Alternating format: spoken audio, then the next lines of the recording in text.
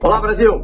Aqui é o senador Marcos Duval. Hoje, dia 10 de fevereiro, segunda-feira, 10 de fevereiro de 2025, eu tenho uma grave denúncia para passar para vocês referente ao OEA que está no Brasil. Simplesmente é o lobo travestido de cordeiro. Vocês vão entender o porquê.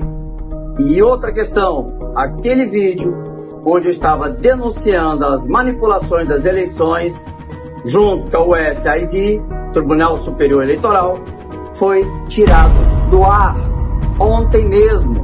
Passou de quase 1,5 milhões de visualizações e saiu fora do ar.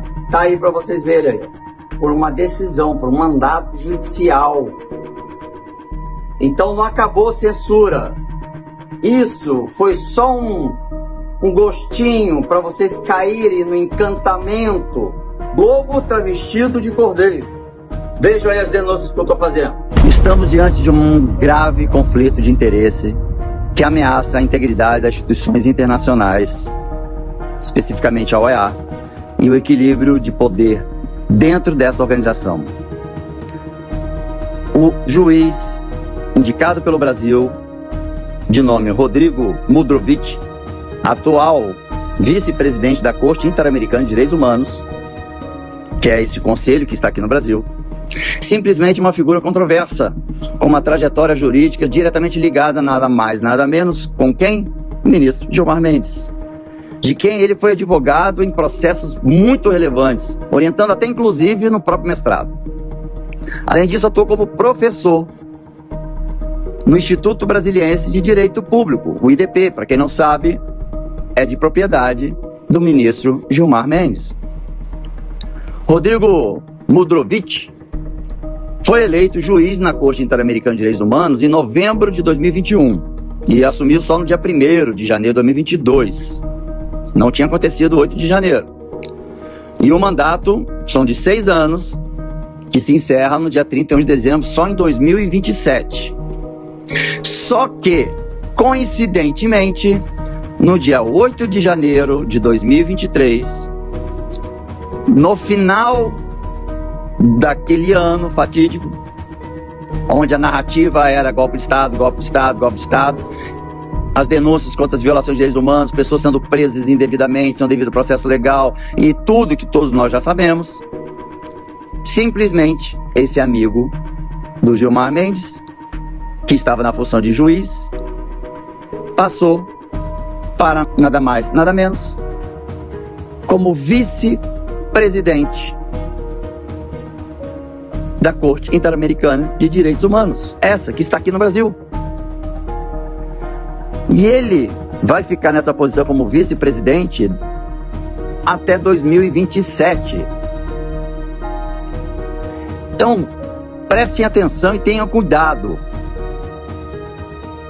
Isso reflete um movimento estratégico do inimigo, ampliando a sua influência em decisões sensíveis, especialmente no contexto político e jurídico que está acontecendo no Brasil. Então, o atual vice-presidente Mudrovich, amigo pessoal de Gilmar Mendes, se, entre aspas, se destacou recentemente até na defesa de grandes alvos da Operação Lava Jato. Escutem, Operação Lava Jato, como exemplo, ele defendeu o empresário Eike Batista. E também representou um outro caso polêmico, a Associação Brasileira dos Produtores de Soja, a AproSoja, em processos relacionados ao marco temporal para a demarcação, das terras indígenas. A AproSoja, a maior organização de agricultores de soja, atua como um amicis curiae, acho que em latim significa amigo da corte. Termo que significa a pessoa que auxilia o tribunal com informações relevantes e estratégicas para a tomada de decisões, nesse caso, do marco temporal. Então utiliza a sua influência para subsidiar decisões judiciais que afetam diretamente os interesses do agronegócio. Não é só isso. Foi revelado que o ministro Gilmar Mendes também é sócio da GMF Agropecuária, uma empresa familiar da sua família, que tem como a sua atividade principal o cultivo de soja, conforme está registrado na Receita Federal. Essa conexão direta entre ministro e o vice-presidente da Comissão Interamericana de Direitos Humanos, Rodrigo Mudrovich, e os interesses do agronegócio não só compromete a confiança pública, mas também levanta uma série de dúvidas sobre a imparcialidade nas decisões judiciais que impactam milhares de vidas, especialmente na nossa comunidade indígena. Mas vamos avançar. Só para vocês terem uma ideia, o marco temporal, o presidente Lula, acatando a decisão do STF, é que o marco temporal, o STF julgou como inconstitucional. E o presidente Lula acatou a decisão do STF e vetou integralmente o projeto que tramitou lá no Congresso Nacional. No entanto, posteriormente, graças ao Congresso, representante do povo, derrubou o veto presidencial e promulgou a lei, que é a Lei 14.701 de 2023. Instituindo então o marco temporal como norma válida, desafiando a decisão do STF.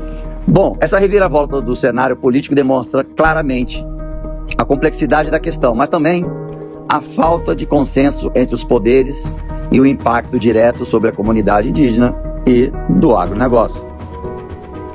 Bora destacar outro ponto de alta gravidade do atual momento no Brasil, onde a sociedade brasileira está sendo iludida com as falsas promessas de que a OEA está no Brasil para investigar os atos contra violações de direitos humanos, crimes contra a humanidade, perseguições políticas, a censura, como eu, podem estar sendo colocados em uma posição vulnerável a apresentar denúncias à OEA. E está em reuniões onde vai ser apresentado documentos estratégicos, documentos que ainda não foram apresentados, e eles vão usar para se blindar e para blindar o STF. Simplesmente é evidente o conflito de interesse.